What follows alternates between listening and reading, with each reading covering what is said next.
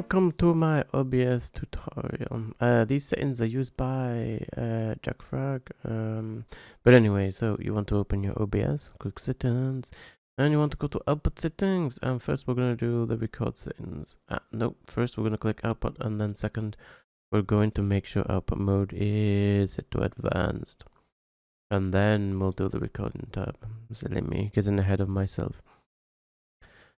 Now this is the latest version of OBS as well, 2.4.0.3. So first, you want to pick your recording path, basically any hard drive that's not got Windows on or your game that you're playing off. It helps, but generally just an hard drive with loads of space. Pick your recording format, and then select your audio tracks. Right, the most important thing, the encoder. You need at least a 9 series or 10 series NVIDIA GTX or RTX card for this. So you pick the NVIDIA NVENC encoder 264. If you've got an AMD card, you pick the other encoder for AMD. I forgot what it is, but it does work. You need some that is equivalent or better than an R9 270X.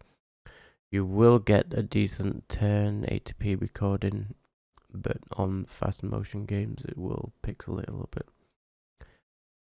So let's go down to rate control. Rate control CQP. So you want a CQP, and you want a CQ level of 17. This is for GTX 1060s and above to 1080s. Obviously RTX 1060s to 1080s and supers will work at 17. But this is for desktop capture only. If you want to do games, you want to take it between 17 and 22.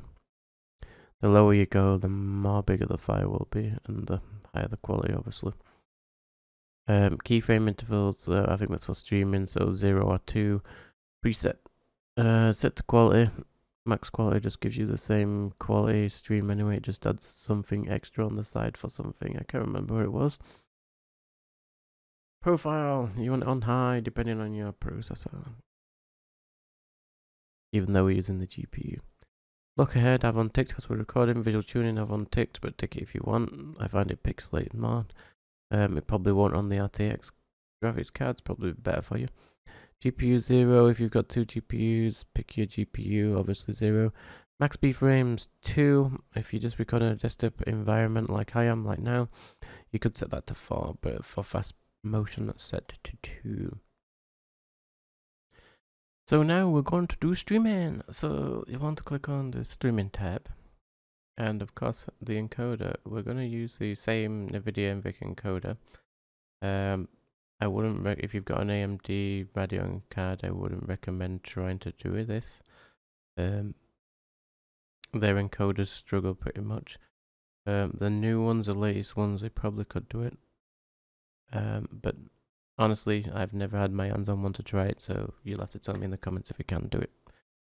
Yep, so you want the new NVIDIA NVENC encoder. Rate control, this time we're going to use CBR. We can't use CQP because CQP adjusts the bitrate up and down, and it'll go all the way up to 20 megas a second, and basically Twitch won't accept that anyway. So CBR and bitrate. Now people are saying you should use 6,000, you should use 7,000. But Twitch only allows 6,000. It depends on your Twitch server. Sometimes you can push that a little bit extra, which is better for you. It gives less work for your GPU to do. Because what you're trying to do is you're trying to cram your stream into a zip file and send it. Now, if the other end only says, I'll only accept it at 6,000 kilobits, then your computer's got to squeeze it even harder to send it. But if it goes to 6,000, it doesn't have to try that 2% less harder. But anyway, just up it up until you start getting a message saying stream stopped.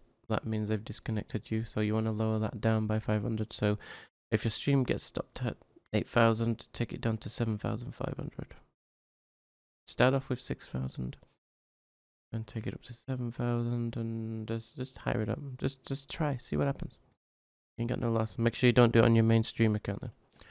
Anyway, keyframes. This has to be 2 or 0. Just set it to 2. Preset quality. For something like this, for streaming, I'd take it at max performance to be honest. But quality, Profile high, look ahead, untick. Visual tuning, untick. I think they work best on the RTX 20 series cards.